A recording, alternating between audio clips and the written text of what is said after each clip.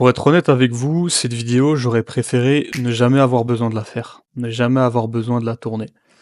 Tout simplement parce que dans cette vidéo, je vais vous expliquer une erreur que j'ai commise cette semaine et qui m'a fait perdre environ plus de 10 000 € de manque à gagner.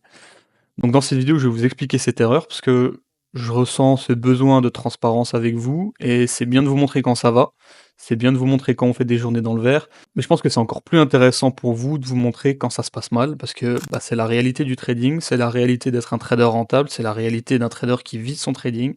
Il n'y a pas que des TP, il n'y a pas que du positif, il y a aussi des jours où tu te casses la gueule, il y a aussi des jours où tu t'en veux, il y a aussi des jours où tu fais de la merde concrètement.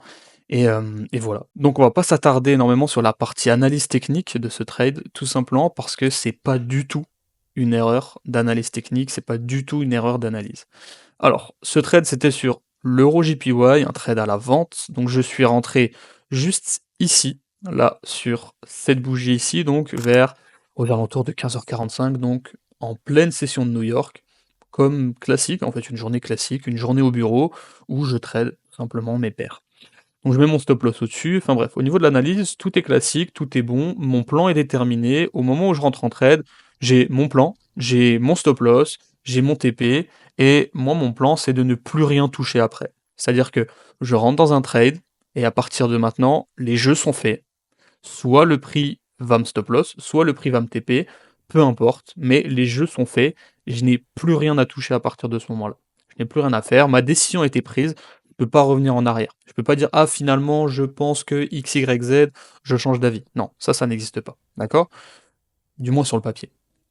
Alors du coup je rentre en position ici, bref, le trade se déroule, on a un petit peu de drawdown, etc. etc. Et je me lève le mercredi aux alentours de 9h, le prix est dans cette zone environ, d'accord? Et je retourne sur mes graphiques, comme chaque matin, et j'analyse un petit peu EuroJPY et je me dis, j'ai pris une vente hier, mais je sais pas, je le sens pas. J'ai l'impression que bah, finalement j'aurais pas dû prendre cette vente. J'ai l'impression, enfin, je me remets à remettre en cause toute mon analyse, alors que c'est une analyse qui, comme mon plan l'est, totalement mécanique, toutes les confirmations sont là, il n'y a pas à réfléchir. Le trade est pris, je suis dedans, le trade est bon, il y a concrètement rien à faire de plus, si ce n'est attendre l'outcome du trade, que ce soit un TP ou un SL, et après analyser à froid et voir ce que c'était. Mais je ne sais pas, ce matin-là, ça me travaillait, ça me travaillait, ça me travaillait et j'ai pris la décision, la très mauvaise décision de sortir du trade juste ici. Et comme vous avez pu le voir, c'était une très mauvaise décision. En fait, c'est une très mauvaise décision dans tous les cas, hein, même si le prix aurait stop loss et que bah, ça m'aurait donné raison, entre guillemets, sur le papier, d'un point de vue comptable, euh, il n'y a jamais une bonne raison de faire ça. Il n'y a jamais de bonne raison de ne pas suivre son plan. Ton plan, c'est une feuille de route que tu dois suivre, qu'il vente, qu'il pleuve, qu'il neige. Et tu dois pas être en mode ah ben tiens là je le sens pas, la X, la Y, la Z. Non. Ton avis, on s'en fout total. Mon avis à moi, on s'en fout total. Moi je suis là juste pour une chose, c'est exécuter mon plan de trading. Et être discipliné. Moi je suis juste l'exécutant. Je suis personne à l'intérieur de mon trading, je suis juste l'exécutant. Mon plan de trading, c'est lui la star, c'est lui qui doit faire le jeu, c'est lui que je dois guider. D'accord? Moi, je suis là pour lui mettre des passes décisives.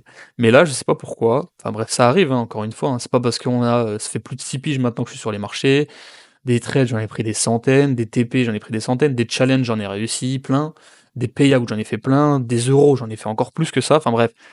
Même un trader expérimenté, je dis pas que je suis le mec le plus expérimenté du monde, mais j'ai quand même une certaine expérience bah, ça peut arriver de faire de la merde à ce point-là. Et donc, du coup, je coupe mon trade donc environ ici. De toute façon, je vous mettrai exactement les pricing au niveau, enfin, au montage, pardon, et le prix, bref, en vrai, il va straight sur mon take profit, il va directement sur mon take profit.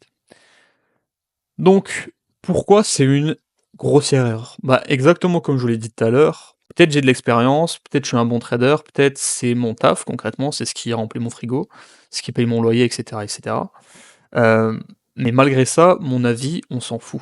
C'est-à-dire que ma petite opinion personnelle du est-ce que le prix va monter, est-ce que le prix va descendre, on s'en fout. De un, parce que j'en sais rien, t'en sais rien, personne n'en sait rien.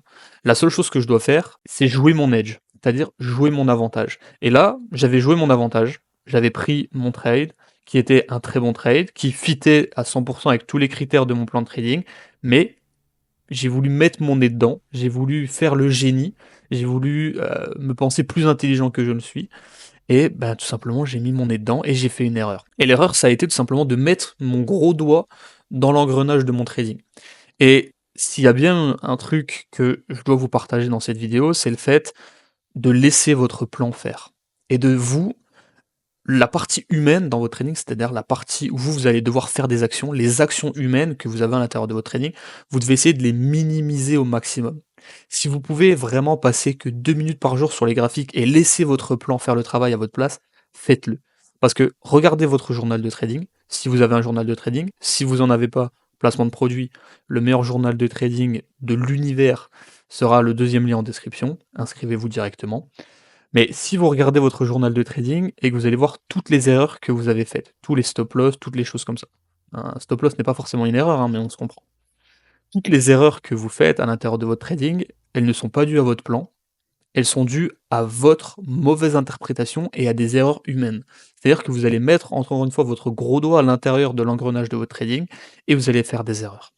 Et c'est encore une fois quelque chose de parfait. J'aurais pu prendre un magnifique trade qui m'aurait apporté 3 R, d'accord, 3 R, et qui m'aurait apporté, plusieurs milliers d'euros, voire dizaines de milliers d'euros. Et finalement, je me retrouve avec un trade à break-even. Alors que, sur le papier, si j'aurais respecté mon plan, je me serais retrouvé avec un très joli TP, d'accord?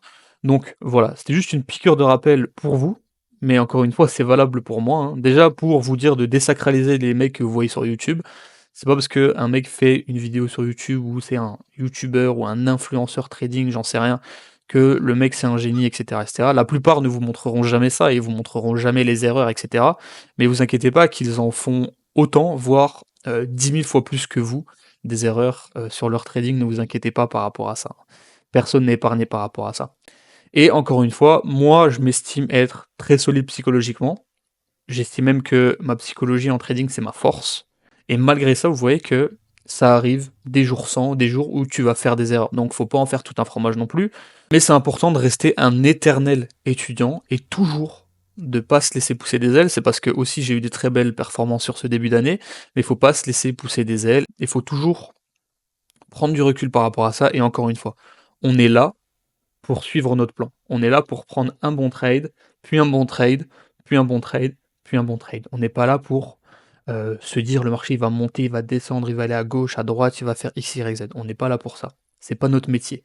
Notre métier, c'est d'exécuter un plan de trading. D'accord? C'est de l'exécuter avec discipline sur le long terme. Là, j'ai failli, j'ai fait une erreur, j'en prends note, encore une fois, c'est pour ça que je fais cette vidéo et que je me mets à nu devant vous, encore une fois, parce que je ressens le devoir de faire ça. Je pense que c'est important de vous montrer que le trading c'est possible, que c'est un métier où il y a plein d'opportunités, où on peut faire pas mal d'argent. Mais je pense que c'est aussi, voire encore plus important, de montrer ces aspects-là. Parce que je pense que tout simplement pour vous, c'est beaucoup plus éducatif que de voir un mec qui montre une Rolex ou une connerie comme ça, ou un payout, enfin bref, on s'en bat les couilles. Tout simplement, bref, je vais pas parler très longtemps, juste voilà, j'espère que ça vous aura été utile. En attendant, n'hésitez pas à liker, vous abonner, rejoignez aussi mon canal, ce sera le premier lien en description. Ciao les gars.